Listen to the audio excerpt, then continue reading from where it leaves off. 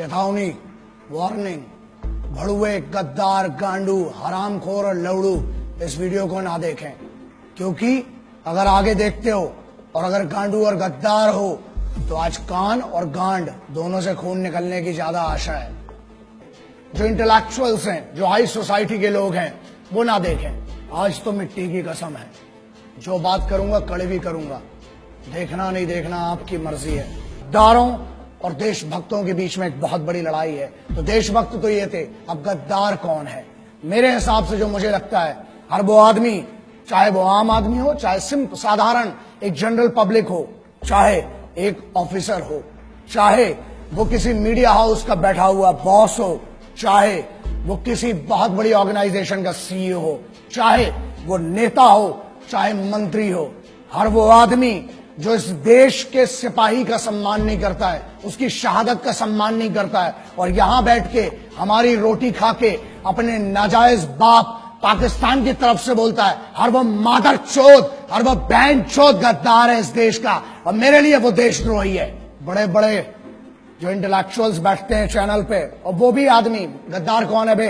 जो यहाँ की फैसिलिटी चाहिए, एजुकेशन यहाँ की चाहिए, हमारा टैक्स पर एक भारत के आम जो नॉर्मल बंदा है, जो मेहनत करता है, मिडिल क्लास का आदमी, उसके टैक्स पर तुमको पढ़ाई चाहिए, और तुम उसके बाद चैनल्स पर बैठ के बहरान बानी जैसे मादर चौदों को, टेररिस्ट एक नहीं जितने आएंगे बहन चौथ गांड में घुसड़ देंगे, उतनों को मारेंगे मादर चौदों को। समझ में आए भाई? उनको जो बैठ के बताते मासूम लोग थे, बहन चौदों पता क्या है तुमको कश्मीर के बारे में? बे अंदर की कंडीशन पता है तुमको? जो गुमराह करते हैं इस देश के बच्चों को, उनको स्कूल कॉलेजेस नहीं जाने देते और अपने लौंडों को विदेश में पढ़ाते हैं। मेरे लिए हर वो मादरचोद, हर वो आदमी गद्दार है जो यहां बैठकर यहाँ की रोटी खाकर, चाहे कहीं पर भी बैठे, किसी भी लेवल का हो, चाहे अंग्रेजी में बोले चाहे हिंदी में बोले, जो भी पाकिस्तान की इस हरकत का और मेरे उन भाइयों को सोते हुए मारा जिन मादरचोदों ने, उनकी तारीफ करने वाला वो हर आदमी गद्दार, मादरचोद, इस देश का राष्ट्रद्रोही है, गद्दार है, बहनचोद। मैं हमेशा कहता हूं, और मैं ऑपरेशंस जो थे मैं उसके बारे में बात नहीं करना चाहता था। कोई भी ऑनगोइंग ऑपरेशन है, ठीक है, वॉर है, if it is a war zone then there is no problem. तुम हमारे मारोगे, हम तुम्हारे मारेंगे, इक्वालिटी है, युद्ध है। लेकिन यहां पहली बार था कि युद्ध के नियम तोड़े गए, इसलिए बात करना पड़ेगी आज। यार सोते में तुमने हमला किया और सामने से मारो ना बे। तुम्हारी भी इज्जत है, तुम भी सिपाही थे, बहुत पहले इसकी इज्जत कर ली। टेररिस्ट की इज्जत नहीं, सिपाही होते एज अ सोल्जर। मैंने पिछले वीडियो में कहा कि मैं इज्जत करता हूं किसी भी देश का सिपाही हो। अबे तुम क्या बात करते हो बे? तुम तो मुर्दे नहीं अपनाते हो। हमने फिर भी इज्जत की, बोला, तुम्हारी तारीफ की, सबकी तारीफ की, लेकिन अब युद्ध के नियम टूट चुके थे। लाखों ईमेल आए हैं, 7 लाख से ऊपर ईमेल हैं। पूरी टीम पागल हो चुकी है जब से हमला हुआ है कि सर अब कुछ बोलना पड़ेगा, और आज बोलना इसलिए जरूरी है क्योंकि जवाब देना पड़ेगा। कुछ बड़ुओं को अब पता नहीं इनको क्या बोलूं, समझ में नहीं आता, क्योंकि एक वीडियो में मुझसे गलती हुई थी, मैंने कुत्ता बोल दिया था एक आदमी को।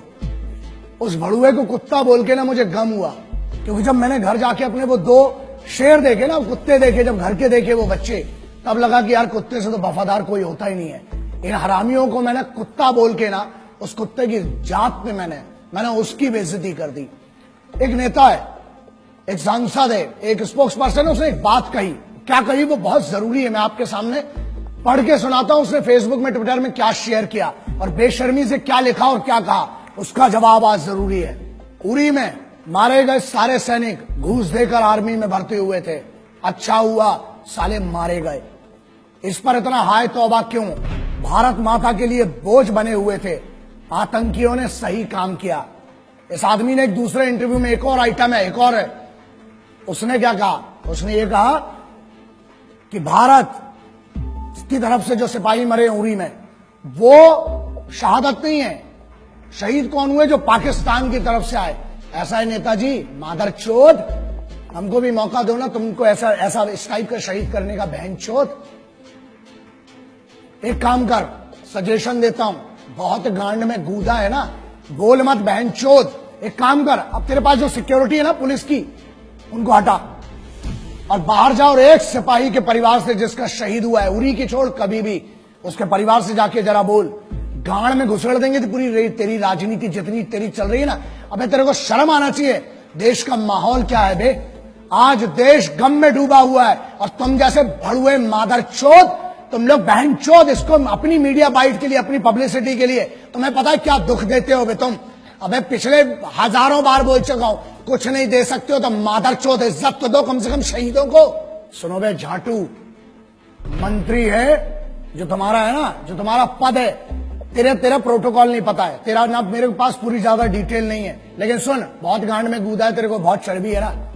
मेरे इसी में ईमेल आईडी आता है, मेरी चैनल का एड्रेस आता है, बहनचोद भेज, वहां पर अपना एड्रेस भेज और अपना नाम भेज। और तेरे को बहुत गर्मी है ना, अबे फौज ना गांड में नीचे डंडा डालेगी, कान से निकालती बहनचोद। अभी फौज के मर्जी, तुमने फौज के भी मार नहीं देखी है ना, अभी तुमने हमारा सम्मान देखा है बहनचोद।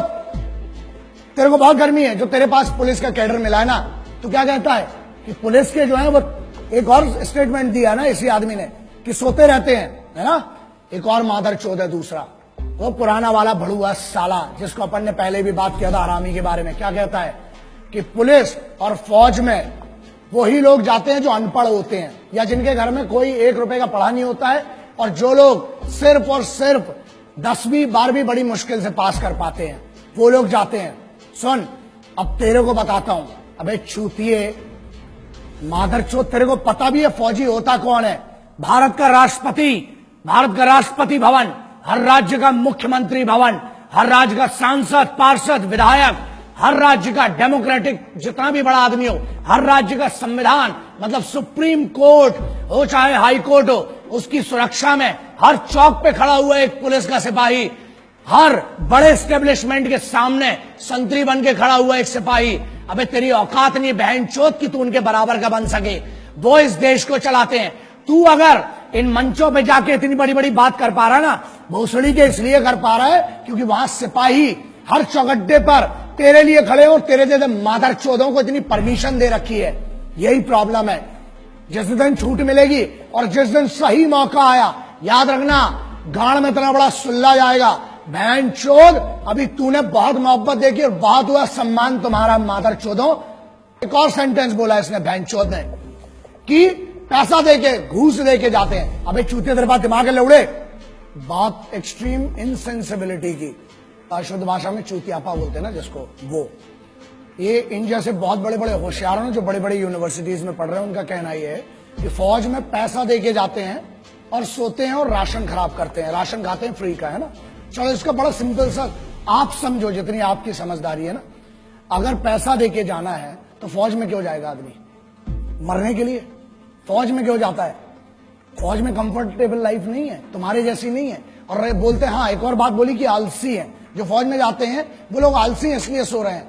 बेटा तू बहनचोद, तू अपनी बात कर रहा है, तेरे से तो दाढ़ी बनाता नहीं है रोज बहनचोद, तू क्या आलस की बात करता है बे? एक जगह पे 15 साल से डले हुए हैं तुम जैसे भड़ुए, इस देश का राशन खा रहे हो, हमारा टैक्स खा रहे हो, हमारी हर चीज खा रहे हो, उसके बाद बोलते हो बड़ा नेता और यूनियन वाले। बड़ी बात है, तुम जैसे बड़े पदों पे भी जा सकते हैं, लेकिन हमारे लिए पद मैटर नहीं करता बे।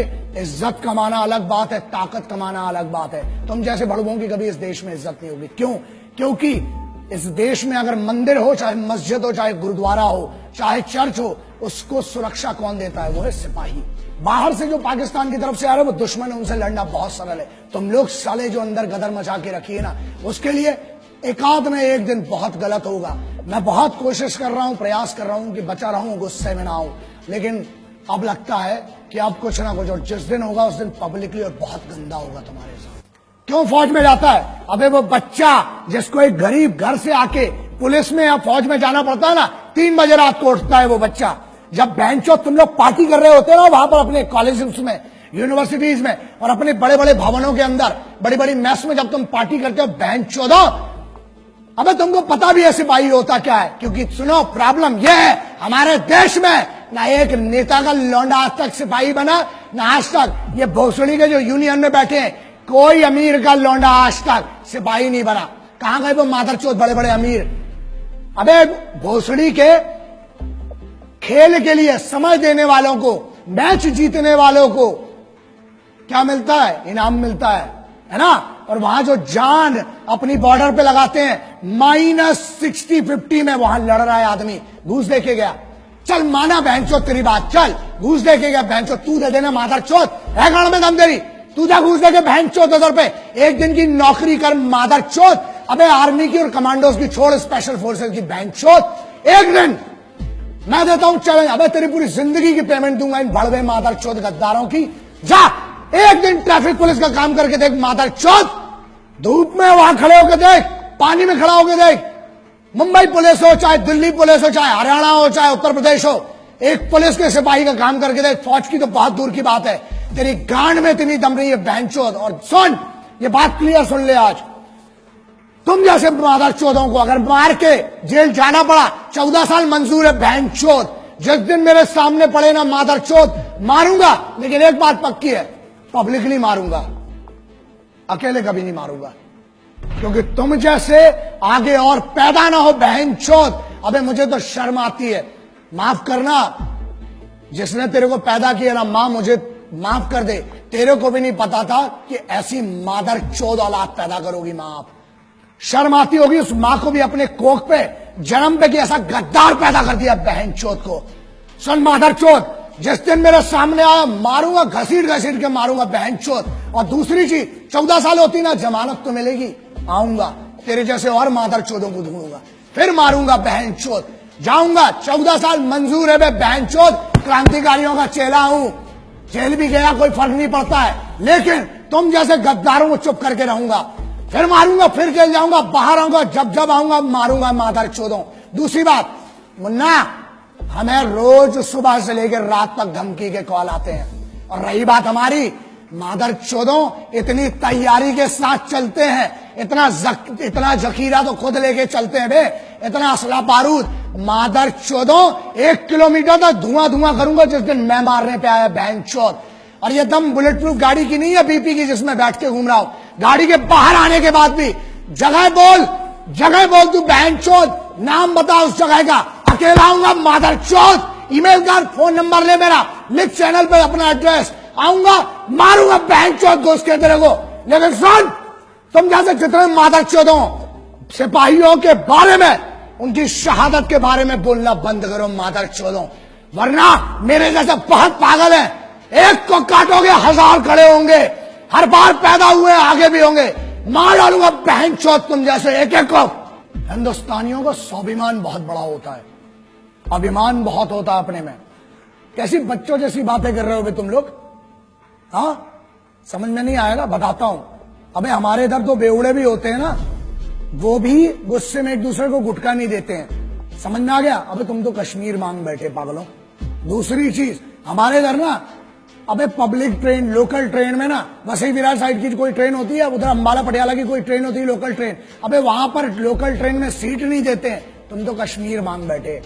और अगर पैर की धूल होती तो फिर भी 1 लाख बार सोच के चलो दे दिया होता, मोहब्बत से मांगते तो। अबे तुम तो दुश्मनी में हमसे हमारा मुकुट कश्मीर मांग बैठे हो। हमारा था, है, और कुबा तो गांड में तो ले लेना बहनचोद, हमारा था, है और रहेगा। जितनी बार घुसोगे उतनी बार मारेंगे, आ जाओ, प्योर इन्विटेशन है। और रही बात हमारी, हम जैसे पागलों को घंट फर्क नहीं पड़ता बहनचोद, डंडा डालेंगे, पेलेंगे जितनी बार आओगे। माफ करना, मैं उनसे माफी मांगना चाहता हूं जो मेरे सिपाही, चाहे वो पुलिस के सिपाही हैं, चाहे मेरी फौज के सिपाही हैं, चाहे जो भी सिपाही हैं जिनकी हम बात करते हैं, जो यूनिफॉर्म पर है, जिसने यूनिफॉर्म पहनी है, कोई सी भी यूनिफॉर्म है, वो इस देश का सिपाही है।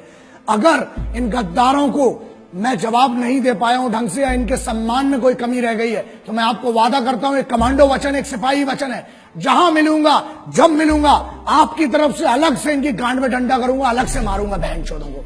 मैं सिर्फ, हम जो है, हम सिर्फ तिरंगे के सगे हैं, ना हम किसी के उपकार के हैं, ना हम किसी सरकार के हैं, समझ लेना, ना हम किसी के उपकार के हैं, ना हम किसी सरकार के हैं, हम हैं तो सिर्फ हर फौजी, हर सिपाही के परिवार के हैं। हमको किसी से कोई मतलब नहीं होता, ना हम किसी के उपकार के सगे हैं, ना हम किसी सरकार के सगे हैं, हम हैं तो हैं सिर्फ और सिर्फ एक फौजी और एक सिपाही के परिवार के सगे हैं। बस इतना मेरी तरफ से आज जितना हो सका इस भाई से करूंगा, आज भी कर रहा हूं, आखिरी तक इस मिट्टी के लिए लड़ूंगा। और अगर तुमसे ना हो सके तो बताना, ये भाई तो आखिरी सांस तक तुम्हारे लिए लड़ेगा और इस मिट्टी के लिए लड़ेगा। ये वादा रहा तुमसे, आज भी और आगे भी। जय हिंद। वंदे मातरम, इनकलाब जिंदाबाद, भारत माता की जय।